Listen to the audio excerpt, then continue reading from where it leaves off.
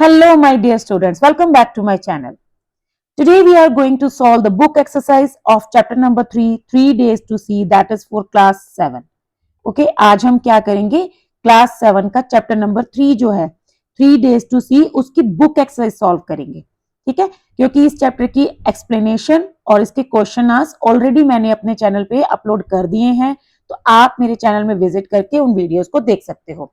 आज हम सॉल्व करेंगे इस चैप्टर की बुक एक्सरसाइज, जिसमें है let us learn, late us listen, let us right, let us speak and let us explore. ठीक है, मतलब अलग अलग टाइप्स की एक्टिविटीज है. तो चलिए स्टार्ट करते हैं आज की वीडियो. सबसे पहला है let us learn. Sensory words. Sensory words मतलब ऐसे वर्ड्स जो हमारी सेंसेस से रिलेटेड हैं, जैसे हम क्या देख सकते हैं, क्या सुनते हैं, क्या फील करते हैं, ऐसी चीजें.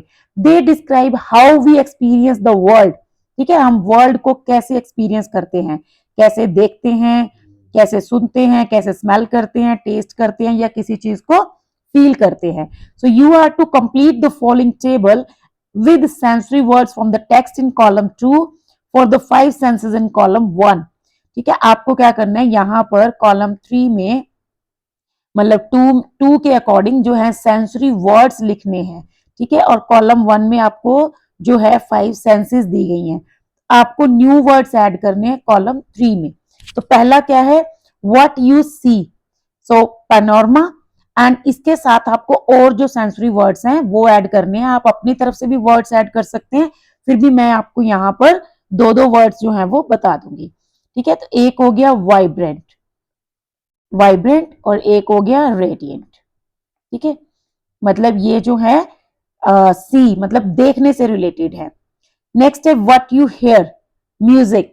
इससे रिलेटेड हो गया हार्मोनिक. ठीक है, हार्मोनिक एंड एकोइंग.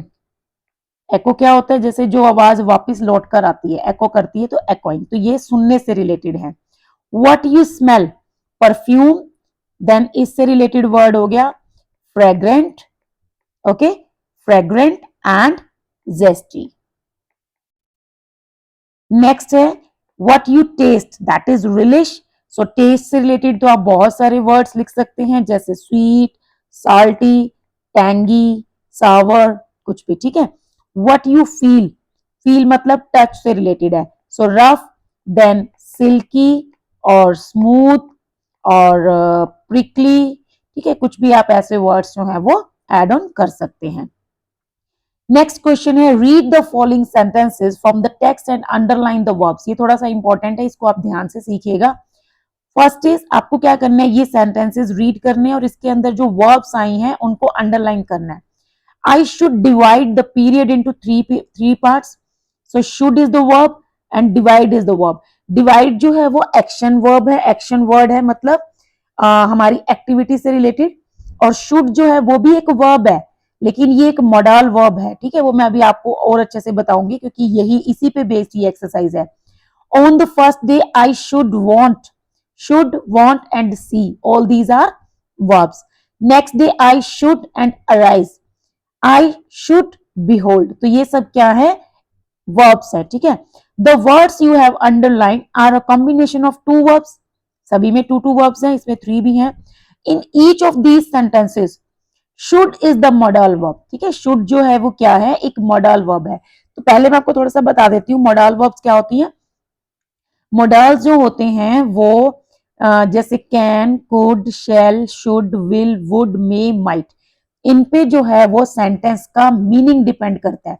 जैसे अगर मैं आपको कहती हूं आई विल गो, ठीक है, तो ये विल जो है वो डिटर्मिनेशन को शो कर रहा है. आई शुड गो, ये जो है एक सजेशन या ऑब्लिगेशन को शो करना है कि मुझे जाना चाहिए. ठीक है, ऊपर कह रहा है कि मैं जाऊंगी या जाऊंगा. फिर जैसे आई मे गो, मैं जा सकता हूं. ठीक है, आई कैन गो, ये एबिलिटी को शो कर रहा है. तो देखिए सेंटेंस एक ही है, आई डैश गो, लेकिन इन वर्ड्स के ऊपर सेंटेंस का जो मीनिंग है, जो फीलिंग्स है, वो डिपेंड कर रही है कि सेंटेंस में क्या एक्सप्रेशन है. ठीक है, तो इन वर्ड्स को हम मॉडल वर्ड्स कहते हैं. ये जो गो है ये तो एक्शन वर्ड है, देखिए सभी में सेम है, क्योंकि मॉडल के साथ हमेशा हम फर्स्ट फॉर्म का यूज करते हैं, लेकिन इनके बेसिस पे मीनिंग चेंज हो रहा है. आई विल गो डिटर्मिनेशन, मैं जाऊंगा। आई शुड गो, मुझे जाना चाहिए। आई मे गो, मैं जा सकता हूँ, possibility. I can go, ability, मैं जा सकता हूँ, ठीक है, मैं ये काम कर सकता हूँ, आई कैन डू इट। तो यहाँ पर मेरे कहने का मतलब क्या है कि ये सब मॉडल्स होते हैं, इनका हमें यूज सीखना होता है। तो यहाँ पर यही आपको इंट्रोड्यूस करवाया जा रहा है। एंड द सेकेंड वर्ब, ये जो वर्ब है ये तो शुड हो गया मॉडल वर्ब, और ये जो सेकेंड वर्ब है divide, want, arise, behold, this is the main verb, ठीक है। ये जो है मेन वर्ब है, मतलब हमारे एक्शन को शो करते हैं, ठीक है। जैसे अभी हम क्या कर रहे हैं, I am telling you something, so tell is the main action, but I should tell you appropriate answers, that is I, this is showing the obligation, ठीक है। और suggestions, I may tell you, possibility, I will tell you, जैसे मैं कहती हूँ ना I will upload a video, ठीक है, related to this chapter, तो I will मतलब वो जो है determination शो करता है कि हाँ मैं एक वीडियो अपलोड कर दूंगी, पक्का करूंगी, so this is will। अगर मैं कहती हूँ कि okay I should do it for you, मुझे करना चाहिए, ठीक है, और I can do it for you, मैं तुम्हारे लिए कर सकती हूँ, तो वो मेरी एबिलिटी को शो कर रहा है। तो यहाँ पर यही मॉडल्स का यूज जो है वो आपको सिखाया गया है। Modal verbs are auxiliary verbs that express necessity, possibility, permission, ability। जैसे आप स्कूल में हमेशा ही बोलते हो ना, मे I go for washroom ma'am, और मे I go to drink water. तो ये मे जो है ये क्या है, ये एक मॉडल वर्ब है जो परमिशन मांग रहा है, ठीक है। अगर आप कहते हो कैन आई गो, तो ये भी एक परमिशन है, लेकिन ये इनफॉर्मल है। मे जो है वो फॉर्मल है। तो हर शुड आई गो मतलब क्या, मुझे जाना चाहिए। तो यानी इनके ऊपर जो सेंटेंस का मीनिंग डिपेंड करता है, पूरा मीनिंग ही चेंज हो जाता है एक वर्ड को चेंज करने की वजह से, ओके। और एक सेंटेंस में मल्टीपल जो मॉडल्स हैं वो आ सकते हैं अगर उसमें कोई कंडीशन ना दी गई हो तो ये आप धीरे धीरे सीखोगे प्रैक्टिस से। अभी जस्ट इंट्रोड्यूस हुआ है, फिर जैसे आप क्लास 8th में, 9th में, 10th में जब तक जाओगे तब तक ये आपको अच्छे से आ जाएंगे अगर आप कंटिन्यूसली प्रैक्टिस करते हो। They are used before the main verb, ये हमेशा मेन वर्ब से पहले यूज होते हैं। टू गिव एडिशनल इंफॉर्मेशन, ठीक है, जैसे मुझे जाना तो है ही, लेकिन जाने के लिए मैं पूछ रहा हूँ, बता रहा हूँ, पॉसिबिलिटी दिखा रहा हूँ, क्या चीज शो करना चाहता हूँ, ठीक है। तो उस पर डिपेंड करता है ये मॉडल पे। About the function of the main verb, common models include, इसके अंदर ज्यादातर जो यूज होते हैं क्या है सबसे common, can, could, may, might, shall, should, will, would, must and ought to. इसके अलावा जैसे यूज टू भी है, ठीक है, डेयर है, नीड है, लेकिन आपके लिए ये मेन कॉमन जो है वो सबसे ज्यादा यही है। अब देखिए नेक्स्ट में आपको क्या करना है, यहाँ पे आपको इंट्रोड्यूस किया गया, अब आपको एक्सरसाइज दी गई है। Identify the modal verbs in the following sentences.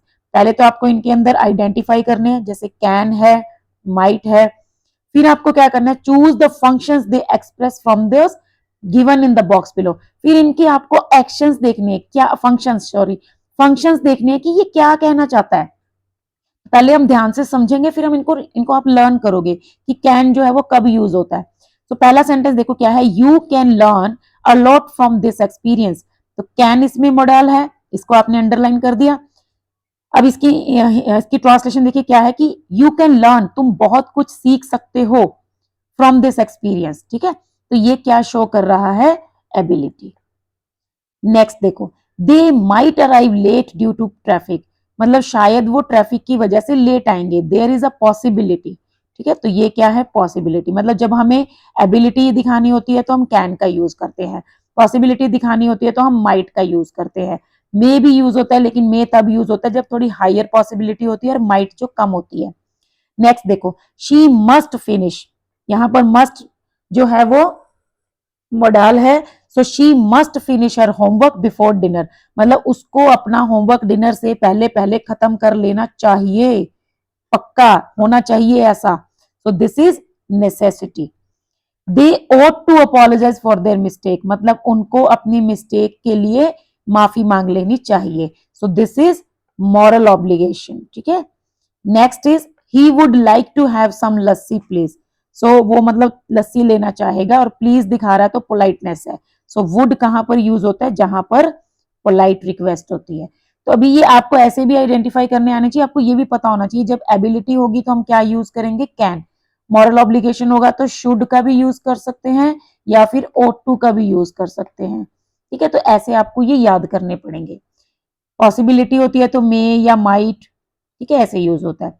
Next exercise देखिए क्या कहता है, read the situations in column 1। आपको ये कॉलम 1 में कुछ सिचुएशंस दी गई हैं, फंक्शंस इन कॉलम 2 में फंक्शंस दिए गए हैं, fill in the blanks in the sentence column 4 में आपको कुछ सेंटेंस को जो है फिल करना है with models, modal verbs use करनी है। फ्रॉम कॉलम 3 में जो आपको मॉडल्स दिए गए हैं कैन, कुड, मे, माइट, इनमें से। After filling in the blanks explain the function of each modal verb you use to your classmates and teachers. बाद में आपको इनके यूजेस बताने हैं कि ये मॉडल्स कब यूज होते हैं। तो पहले देखो क्या कह रहे हैं, you want to leave work early, तुम थोड़ा आज जल्दी जाना चाहते हो तो तुम परमिशन मांग रहे हो। Dash I leave early today if I finish all my task. तो जब भी हम परमिशन मांगते हैं, जैसे क्लास में से हम परमिशन मांगते हैं, ma'am may I go to drink water, यहाँ पर क्या यूज होगा, may. So this is for permission. तो मे का क्या फंक्शन है, परमिशन के लिए यूज होता है, स्पेशली इन फॉर्मल सिचुएशंस, ठीक है। अगर इनफॉर्मल है तो हम कैन भी यूज कर लेते हैं। You have an important deadline tomorrow, आपके लिए कोई इंपॉर्टेंट डेडलाइन है कल, ठीक है, आपको वो काम खत्म करना ही करना है। So obligation, I dash finish this report by tomorrow, ठीक है, आपको ये जो है काम खत्म करना है, जरूरी है। So I must. Next, your friend is thinking whether to join art class, आपका जो फ्रेंड है वो आपसे एडवाइस मांग रहा है कि उसको ज्वाइन करना चाहिए या नहीं। You dash consider all the pros and cons before making a decision, तुम्हें कोई भी डिसीजन लेने से पहले उसके प्रोज एंड कॉन्स, मतलब पॉजिटिव एस्पेक्ट्स और नेगेटिव एस्पेक्ट्स दोनों अच्छे से देख लेने चाहिए, ठीक है। तो शुड, सजेशन दे रहे हो तो शुड आएगा। There are dark clouds in the sky, आकाश में काले बादल हैं, सो पॉसिबिलिटी है कि आज बारिश होगी। It dash rain later today, so this is sorry may, it may rain later today.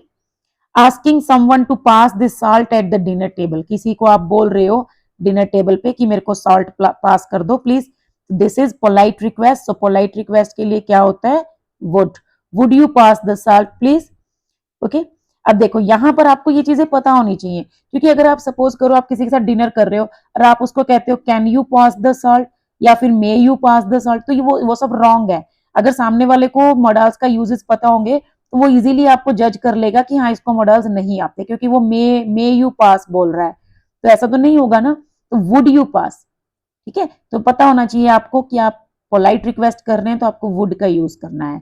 जैसे हम जब भी स्टेज से एंकरिंग करते हैं तो हम बोलते हैं ना, now I would like to invite so and so person on the stage, तो वहां पर हम वुड का यूज करते हैं। नेक्स्ट आ गया advising someone to apologise for a mistake, किसी को एडवाइस करना, मॉरल ऑब्लिगेशन, यहाँ पर शुड भी आ सकता है, ought टू भी आ सकता है। You dash apologise for the mistake you made, so you ought to, ठीक है, मैं यहाँ पर ought टू क्योंकि शुड हमने ऑलरेडी यूज कर लिया था। Next is deciding where to go for a picnic, ये सजेशन है, यहां पर आप शुड भी लगा सकते हो, लेकिन यहां पर अगर आप देखोगे सेंटेंस ध्यान से, we dash go to any park, यहां पर किसी भी पार्क की बात कर रहा है कि हम किसी भी नियर बाय पार्क में पिकनिक के लिए जा सकते हैं, तो जाना चाहिए नहीं कह रहा है, जा सकते हैं। So we can go to any park, ठीक है। आई होप आपको मॉडल्स अच्छे से समझ आ गए होंगे। अगर आपको इसको ज्यादा डिटेल में सीखना है तो आप मॉडल से रिलेटेड और वीडियोस भी देख सकते हो, ठीक है।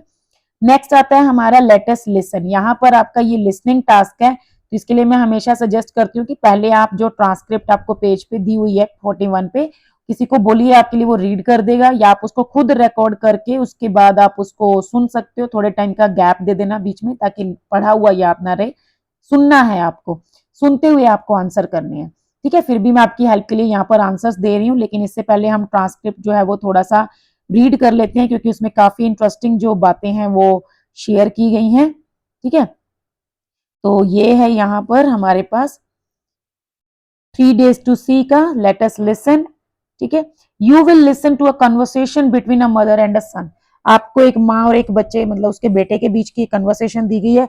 As you listen select your true statements from 1 to 7, जब आप इसको सुनेंगे तो आपको जो ऊपर क्वेश्चंस में स्टेटमेंट्स दी गई हैं उसमें आपको ट्रू स्टेटमेंट्स जो हैं वो चूज करनी है, ठीक है।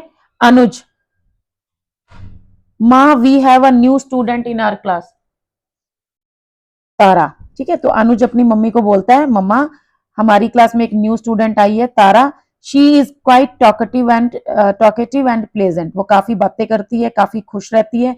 You know the writing in her books doesn't look like ours, कि उसकी जो बुक्स है ना मम्मा वो काफी डिफरेंट है, वो हमारी जैसी नहीं है। She told us that it is called Braille, तो वो हमें बताती है कि ये जो है ब्रेल है, मतलब ये ब्रेल जो ट्रांसक्रिप्ट है उसमें बुक्स लिखी गई हैं।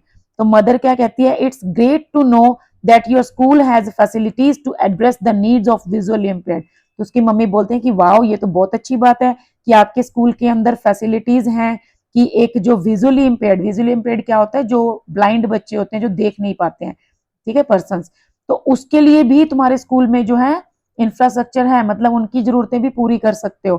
Thanks to the digital India initiative, कहती है चलो थैंक यू करो कि जो हमारा जो डिजिटल इंडिया का हमने इनिशिएटिव लिया है उसके लिए thank you, which is paving the way for inclusion of the visually impaired. तो जो क्या कर रहा है, हमें एक रास्ता बना के दे रहा है, मतलब हम विजुअली इम्पेयर्ड जो लोग हैं उनको इंक्लूड कर रहे हैं अपने साथ, मतलब इंक्लूसिव स्टडी क्या होती है, जहां पर सभी एक साथ पढ़ते हैं, ठीक है। अनुज कहता है oh digital India that's about being computer literate isn't it, कहते हैं मम्मा डिजिटल इंडिया जो है वो तो कंप्यूटर से रिलेटेड है ना, कि हम लोग सब कंप्यूटर और इंटरनेट का यूज सीख जाएं, है ना, उसमें हम लिटरेट हो जाएं। सो मदर कहती है वेल हाँ ठीक है, digital is India is about more than just internet access, कहती है नहीं बेटा, लेकिन जो डिजिटल इंडिया है ना वो इंटरनेट एक्सेस की बजाय काफी ज्यादा चीजें और भी ऐड करता है, ठीक है, मतलब सिर्फ इंटरनेट चलाने आना ये इसका मतलब नहीं है, इसका मतलब और क्या है, it aims to include everyone, इसका मतलब है कि सबको इंक्लूड करना है, इंक्लूड पीपल विद डिसेबिलिटीज, जो लोग थोड़े डिसेबल हैं, देख नहीं सकते सुन नहीं सकते, उनको भी इंक्लूड करना, by providing digital infrastructure and services, ताकि उनको डिजिटल इंफ्रास्ट्रक्चर और सर्विसेज जो है वो मिल सके। For the visually impaired it means access to assistive technologies like screen readers, कहती है जो विजुअली इम्पेयर्ड होते हैं उनके लिए जैसे डिजिटल इंडिया के अंडर एक जो सॉफ्टवेयर है दैट इज स्क्रीन रीडर्स, या फिर वॉइस ओवर इनेबल्ड स्मार्टफोन्स, जो हमारे स्मार्टफोन्स में वॉइस ओवर हो जाता है, ठीक है, या फिर एक जो हमें ऑडिटरी असिस्टेंट मिल जाता है, एंड एप्स, और काफी सारी एप्स भी हैं that can make daily activities easier. आपने देखा होगा ना ब्लाइंड लोग जो होते हैं जैसे वो फोन में सिरी की हेल्प लेते हैं, आईफोन्स में हम बोलते हैं hey Siri contact so and so person जिसका नंबर सेव किया हुआ है, या टर्न ऑन माई लोकेशन, तो ऐसे करके वो क्या होता है, वो उनके लिए एक असिस्टेंट ही तो है, डिजिटल इंडिया के अंदर ही तो है ये सब। तो अनुज कहता है oh interesting, what is a screen reader माँ, ये स्क्रीन रीडर क्या होता है। सो मदर उसको बताती हैं I know you would ask about it, मुझे पता था कि तुम इसके बारे में पूछोगे। Well a screen reader is a software application, ये क्या है, एक सॉफ्टवेयर है that helps people who are visually impaired, जो उन लोगों की हेल्प करता है जो विजुअली इम्पेयर्ड होते हैं, किस चीज में, to use computers and smartphones, ताकि वो स्मार्टफोन्स एंड कंप्यूटर्स को यूज कर सके। It reads out the text displayed on the screen and provides audio feedback, तो ये क्या करता है, जो स्क्रीन पे टेक्स्ट दिखता है उसको रीड करता है और उसके लिए ऑडियो फीडबैक जो है वो प्रोवाइड करवाता है। देखो जैसे अभी मैं वीडियो बना रही हूँ, अगर कोई ब्लाइंड बच्चा भी मेरी वीडियो को देख रहा है, मतलब देख नहीं रहा सुन रहा है एक्चुअली, तो उसको ये चीज समझ आ रही है, तो वो अपनी हियरिंग सेंस से काम कर रहा है। तो ये मैं तो एक ह्यूमन बीइंग हूँ, लेकिन जब ये काम एक सॉफ्टवेयर करता है, जैसे हम एआई का यूज करते हैं, तो वो हो गया ये जो है screen reader. That's amazing, Tara can use a computer just like we do, कहता है अच्छा मम्मी ये तो बहुत अच्छी बात है, तारा भी हमारी तरह कंप्यूटर यूज कर सकती है, चाहे वो देख नहीं सकती लेकिन फिर भी वो इसको एक्सेस कर सकती है। So mother yes she can, हाँ कर सकती है। Anuj so it makes big difference in their daily life, कहता है मम्मा इससे तो उनकी लाइफ में बहुत चेंज आएगा, मतलब वो काफी उनकी लाइफ इजी हो जाएगी। तो मदर कहती है यस इट सर्टेनली डज, हाँ ये तो ये करता ही है। It ensures that people who are visually impaired can use digital services independently. तो ये कहते हैं, ये इंश्योर करता है कि जो लोग विजुअली इम्पेयर्ड हैं वो भी डिजिटल सर्विसेज को यूज कर सकें बिना किसी की हेल्प के, without help from others. This can improve their quality of life, इससे उनकी लाइफ इजी हो जाती है।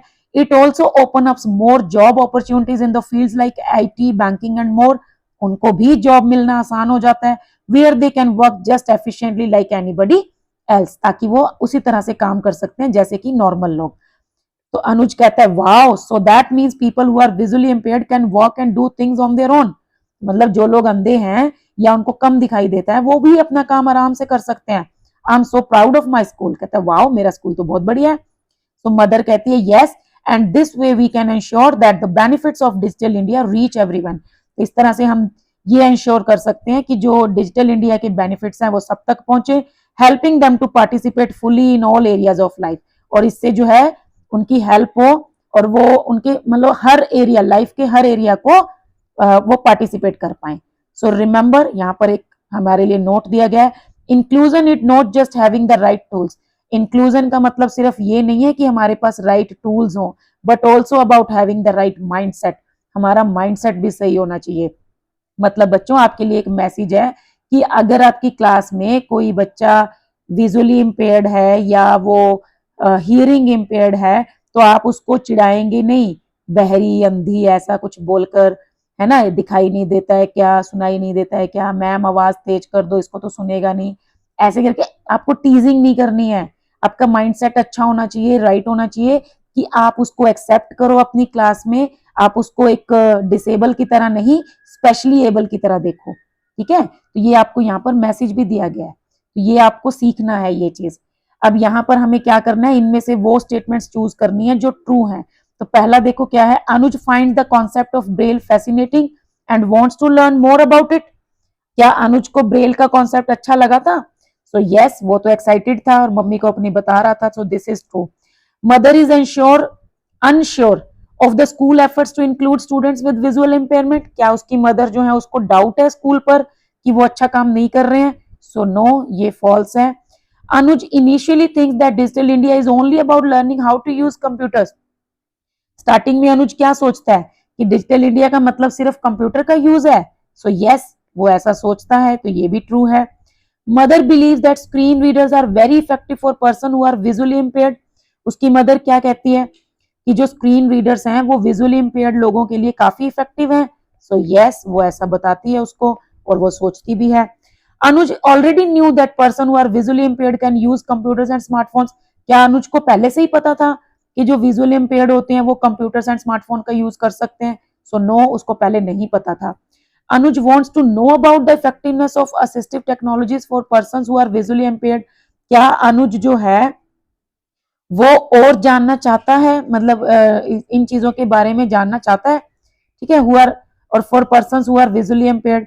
So this is also एक मिनट पहले हम नेक्स्ट देख लेते हैं। Mother believes a right mindset is the best support for person who are visually impaired. So yes, this is true.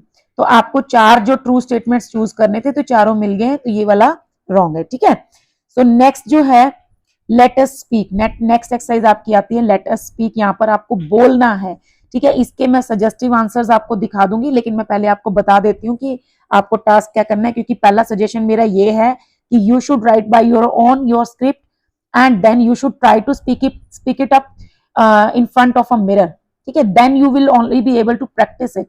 तभी आप प्रैक्टिस कर पाएंगे। पहले आप खुद से एक लिखिए, उसको बोलकर देखिए। बाद में अगर आपको बिल्कुल हेल्प चाहिए तो आप मेरे वाले सजेस्टिव आंसर को देख सकते हो। Work in pairs, take turns to speak for a minute on any one of the senses you value the most. ठीक है, आपको क्या करना है, आपकी 5 जो सेंसेस हैं उनमें से एक चूज करनी है। आप कोई भी चूज कर लीजिए, उसके बाद आप उसके बारे में इन प्रॉम्प्ट्स का यूज करते हुए अपना पैराग्राफ लिखिए और फिर उसको बोलिए, स्पीक करिए। I value my sense of, आप कौन सी वैल्यू सेंस को वैल्यू करते हो? Sight, sound, touch, smell, taste, जो भी आपको अच्छा लगता है आप एक चूज कीजिए।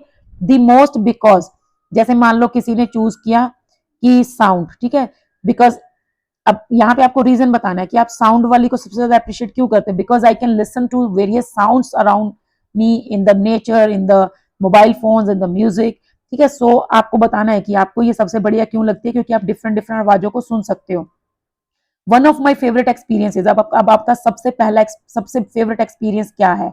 आप कहीं जा रहे थे, रास्ते में आपने किसी बर्ड की सॉन्ग की आवाज सुनी, वो आपका फेवरेट एक्सपीरियंस हो सकता है। आप म्यूजिक सुनते हो डेली, वो आपका एक्सपीरियंस हो सकता है। तो आपको साउंड से रिलेटेड कोई एक्सपीरियंस ऐड करना है। दिस इज सो बिकॉज, और वो आपको क्यों अच्छा लगा था? That day your mood was so sad, then you heard a song और beautiful chirping sound of a bird and you felt refreshed. ठीक है, आपका मूड चेंज हो गया, या आपने कोई सॉन्ग सुना मोटिवेशनल, हियरिंग सेंस की वजह से, सॉन्ग सुनने की वजह से आपका जो मूड है वो अपलिफ्ट हो गया। ठीक है, उसके बाद आपको ये बताना है, गॉड फॉरबिड, कहता है कि मतलब भगवान ना करे कि कभी ऐसा हो, if I were to lose the sense of sound, अगर साउंड से रिलेटेड कर रही हूँ यहाँ पे मैं, साइट का आपको एग्जांपल दिखा दूंगी। ठीक है, अगर मेरी कभी ये साउंड वाली सेंस अगर चली जाती है, I it would make me feel, कैसा फील होगा आपको, सो सैड एंड बिल्कुल साइलेंट हो जाएगा सब कुछ, कुछ सुनाई नहीं दे रहा है। I would not be able to hear various sounds and I would not be able to get what people in front of me are saying to me। ठीक है, वो मुझसे क्या बात कर रहे हैं, they were talking to me but not I would not be able to listen to them। ठीक है, मैं सुन नहीं पाऊंगा। तो यहाँ पे आपको बताना है कि आपकी लाइफ में क्या चेंज आ जाएगा। देन आई थैंक गॉड, तो आपको लास्ट में गॉड को थैंक यू करना है कि I am able to hear, I am able to listen to various sounds. ठीक है, तो ये आपको स्पीक करना है, पहले आप इसको लिख लीजिए, उसके बाद इसको बोलकर देखिए। नेक्स्ट इसमें कुछ पॉइंट्स दिए गए हैं, स्पीक क्लियरली एंड कॉन्फिडेंटली, आपको 2-3 बार प्रैक्टिस करनी पड़ेगी, फिर आप आराम से बोल पाएंगे। Glance at your notes with for reference, जो आप नोट्स लिखेंगे ना उसमें सिर्फ आपको रेफरेंस लेना है, मतलब ऐसे नहीं पूरा रीडिंग नहीं करनी। ठीक है, थोड़ा सा आइडिया लेना है, उसके बाद खुद का एक्सपीरियंस शेयर करना है। मेक आई कॉन्टेक्ट, अपनी ऑडियंस के साथ आई कॉन्टेक्ट बनाना है। Use gestures if you wish to, आप अपने हाथों से इशारा करके बॉडी लैंग्वेज का यूज कर सकते हो। Pronounce words clearly and avoid mumbling, ऐसे मुंह मुंह के अंदर नहीं बोलते रहना मुंह करके। ठीक है, आपको प्रॉपर क्लियरली बात करनी है। Speak at a steady moderate pace, आपको जो स्पीड है ऐसे नहीं कि बहुत ज्यादा स्लो है या बहुत ज्यादा फास्ट है, बीच में से पॉजेस लेते हुए आपको एक प्रॉपर स्पीड जो है वो मेंटेन करके चलना है। ठीक है, अभी इसका सैंपल मैं आपको दिखा दूंगी। नेक्स्ट आता है लेट अस राइट, इसका भी सैंपल दिखा दूंगी आपको, सैंपल आंसर, आप उसको भी कॉपी कर सकते हैं, बट आई वुड सजेस्ट कि आप खुद का आंसर लिखिए। अ डिस्क्रिप्टिव पैराग्राफ, यहाँ पे आपको एक डिस्क्रिप्टिव पैराग्राफ लिखना है। डिस्क्रिप्टिव पैराग्राफ क्या होता है, जो कि एक पर्सन, प्लेस, ऑब्जेक्ट या किसी भी इवेंट को डिस्क्राइब करता है। Create a memorable experience for the reader, और रीडर को कुछ याद करवाता है। Right a descriptive paragraph describing a place that you visited. ठीक है, आप अभी किसी जगह पे विजिट करके आए थे, तो आपको उस प्लेस के बारे में लिखना है। कोई भी प्लेस हो सकता है, आप अपने गांव में गए थे, कोई हिल स्टेशन पे गए थे, बीच पे गए थे, ठीक है, मार्केट में गए थे, कुछ भी हो सकता है। फॉलो द गाइडलाइंस, आपको ये गाइडलाइंस दी गई हैं। In the opening line begin with something interesting to capture the readers attention, starting आपको करनी है ताकि रीडर उस पर ध्यान दे। Introduce the place you visited, place के बारे में बताओ, कौन सा प्लेस आपने विजिट किया। इन द सपोर्टिंग लाइंस, फिर आपको क्या करना है, describe the place using adjectives, मतलब उसको एडजेक्टिव, जैसे अगर मार्केट है तो क्राउडी, ठीक है, नॉइजी, ऐसे ऐसे एडजेक्टिव्स यूज करने हैं। हिल स्टेशन है तो लश ग्रीन एंड काम, पीसफुल।